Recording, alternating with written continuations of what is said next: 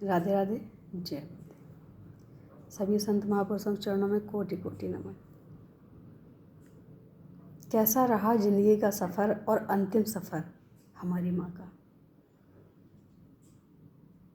कहते हैं ना कि जिसने पूरे जीवन अच्छा किया हो उसका अंतिम सफ़र भी अच्छा होता है, और ऐसे ही उनका भी सफ़र रहा। जब हमारे पिताजी दुनिया से विदा हुए तो उनका सिर्फ 13 महीने का गैप था। उसके बाद माताजी हमारी गईं। तो जब पिताजी विदा हुए तो फिर उसके 4 महीने बाद ही उनको पैरालाइज हुआ। जब हम उनको देखने गए तो उनका कहना सिर्फ एक ही था कि मुझे कितना दुख है, इससे मुझे कोई फ़र्क नहीं पड़ता है, लेकिन हम मंदिर नहीं जा सकते हैं, इससे हमें बहुत फ़र्क पड़ता है।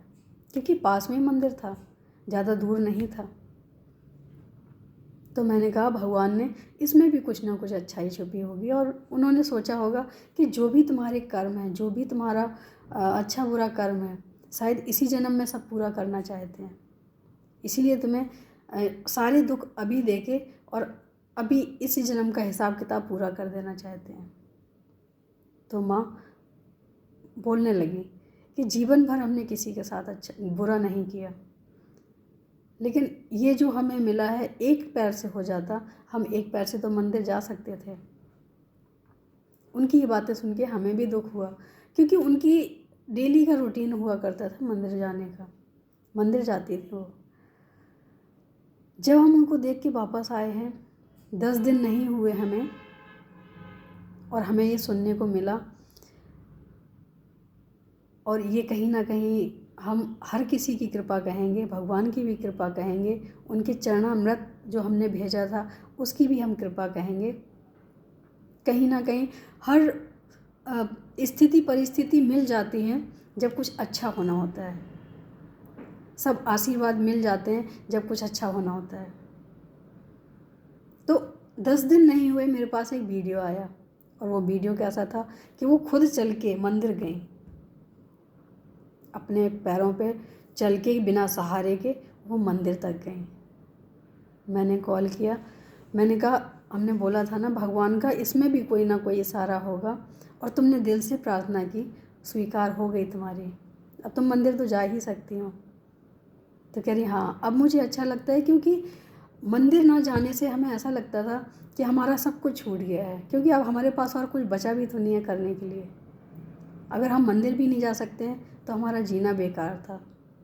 तो मैंने उन्हें समझाया भी था, मंदिर तुम नहीं जा सकते हो, तुम याद करो भगवान को, स्वप्न में आके भगवान तुम्हें दर्शन दिया करेंगे। क्योंकि जो इंसान मजबूर होता है तो भगवान स्वयं चल के आते हैं। ऐसा मेरा खुद का अनुभव कहीं ना कहीं रहा है, जीवन में हमने देखा भी है कि जब इंसान मजबूर होता है तो भगवान खुद स्वयं आके हाथ पकड़ के लेके जाते हैं। तो हमने कहा वो आ सकते हैं, वो सक्षम हैं, तुम सक्षम नहीं हो, तुम नहीं जा सकती हो, तुम याद करो। तो कह रही याद तो करते हैं, हमेशा याद ही करते हैं, और काम ही क्या है हमारे पास। तो ये चीज़ें देखी कि हाँ भाई उनको उससे बहुत जल्दी आराम लगा, और वो मंदिर भी जाना शुरू हो गया उनका। कुछ ही दिन बाद जब उनका अंतिम समय था तब हमने देखा कि जीवन में ऐसी मृत्यु हमने आज तक नहीं देखी, सिर्फ फिल्मों में ही देखी है, रियल लाइफ में नहीं देखी। और हम अपनी माँ से हर चीज़ शेयर कर लिया करते थे। तो हमने बताया अपनी माँ को कि हम अपने लिए, उनके लिए नहीं, अपने लिए, अपनी अंतिम यात्रा के लिए हमने कुछ चीज़ें ला के रखी हैं घर में, कि किसी को हमारी तकलीफ़ ना, हमारे लिए तकलीफ़ ना उठानी पड़े। तो हमने उन्हें बताया कि हमने ये चीज़ें घर में रखी हुई हैं ला के। तो उन्होंने कहा कि देखो तुम्हारे लिए तो अभी टाइम है, लेकिन जब तुम हमारे पास आओ तो हमारे लिए ज़रूर लेके आना। तो जब हम यहाँ से गए उनके लिए, और मुझे लग रहा था कहीं ना कहीं कि अब वो नहीं रहेंगी, तो वो हम सारी चीज़ें लेके गए थे।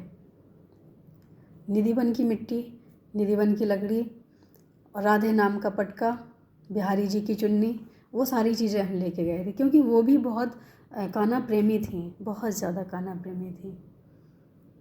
जब उनका अंतिम समय आया, अंतिम समय तक वो बात कर रही थी। उनकी, जैसे कहते हैं ना कि बोलना बंद हो जाता है, देखना बंद हो जाता है, सुनना बंद हो जाता है, उनके साथ ऐसा कुछ भी नहीं हुआ। हम उनसे बराबर बात करते रहे, सब लोग बात करते रहे, उनके साथ हर कोई था उस समय। मोहल्ले पड़ोस वाले थे, रिश्तेदार थे, घर परिवार के थे, पूरा भरा हुआ था घर उनके जाने के समय। तो सभी लोग उनके सामने थे, सब बात कर रहे थे, सबसे बराबर बात कर रही थी। सिर्फ 2 मिनट के लिए उनकी आवाज़ रुकी है और उन्होंने हाँ हूँ करके 2 बार उन्होंने बोला है। उनकी अंदर से आवाज़ नहीं आई, हूँ करके उन्होंने हुंकार दी है बस। और उनकी आंखें नसीली हुई हैं और मुझे पता नहीं कैसे ये अंदर से भाव आया कि अब शायद इनका अंतिम समय है। तो हमने उनको नीचे ज़मीन में लेटाया। हमने कहा फटाफट इनको नीचे लेटाओ, इनको नीचे लेटाओ। हमने उनको नीचे लेटाया और सभी लोग उनके सामने खड़े हुए थे, आसपास खड़े हुए थे। पूरा घर भरा हुआ था लोगों से, क्योंकि उनके प्रेमी इतने थे तो सारे उनके पास ही रहते थे ज़्यादातर। उनको घेर के रखते थे, कभी कोई आ गया, कभी कोई आ गया, अकेले वो कभी नहीं रही। तो उस समय का ऐसा समय था कि सभी लोग उनके पास थे और जो उनका अंतिम समय 2 मिनट का था वो ऐसा था कि देखने लायक था। हमने ऐसी फिल्मों में भी नहीं देखी है, जैसे उनकी हमने प्रत्यक्ष मौत देखी है कि वो जा रही हैं। और देखा ये हमने कि उन जो नसीली आँखें थीं वो एकदम खुल गई। आँखें खोल के उन्होंने चारों तरफ सबको देखा है, चारों तरफ नज़र घुमाई है और उसके बाद उनकी एक जगह नज़र ठहर गई और हमारे मुख से सीधा निकला कि ये चली गई।